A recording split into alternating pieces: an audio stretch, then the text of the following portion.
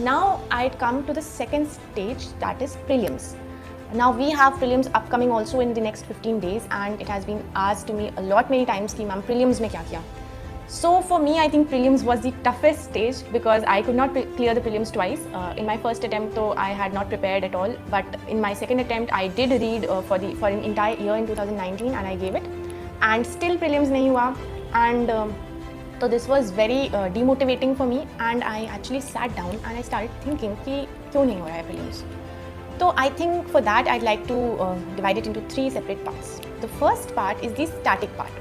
Now for the static part in prelims, I did not make any notes. I just referred the books that are there, the standard books that you will get it anywhere in the internet also and in markets also, such as Spectrum for history and Lakshmikant for polity. These standard books, nothing very extraordinary.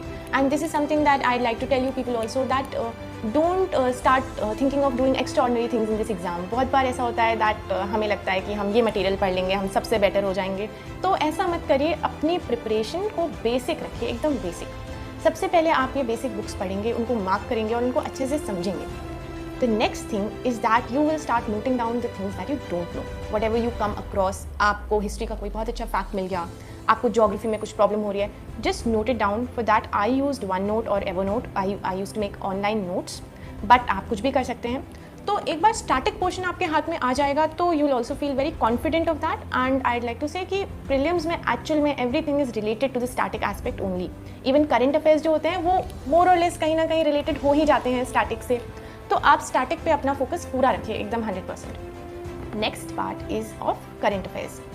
So talking about current affairs, that is actually a very difficult and a very vast part of this exam. तो बहुत बार आपने सुना होगा कि नहीं newspaper मत पढ़ो, notes पढ़ लो कोचिंग के. तो here I'd say that both are equally important.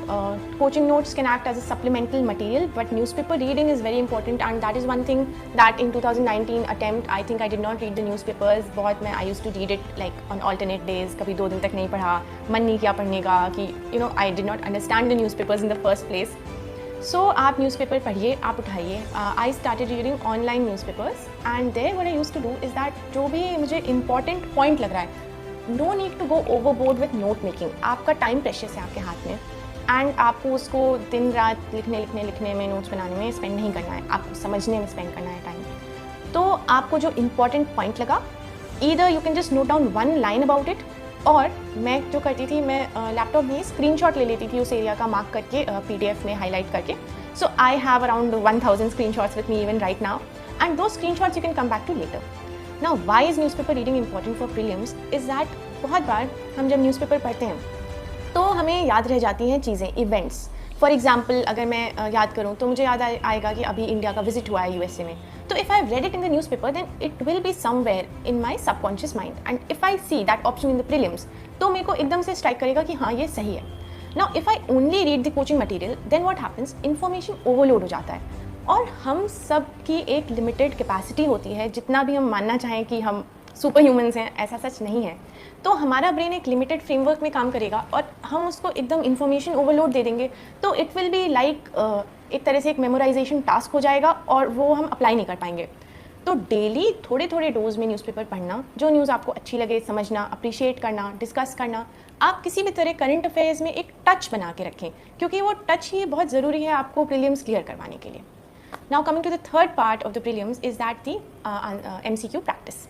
So when I say MCQ, so I'd start by saying that I would practice MCQs daily, 10 questions of any coaching website or 5 questions of any coaching website.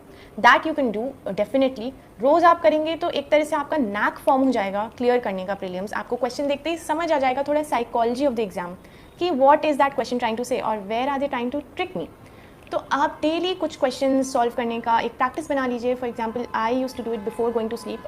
After my dinner 10 o'clock onwards, 10 PM onwards, I use to sit, I use to read current affairs का कुछ भी किसी भी website पे, and I use to do the questions, and I made it a habit कि 10 o'clock के बाद मुझे यही करना है, बस और कुछ नहीं करना है. I think that is important, MCQ solving. And after some time, when you've actually understood how to solve the MCQs, then you can start doing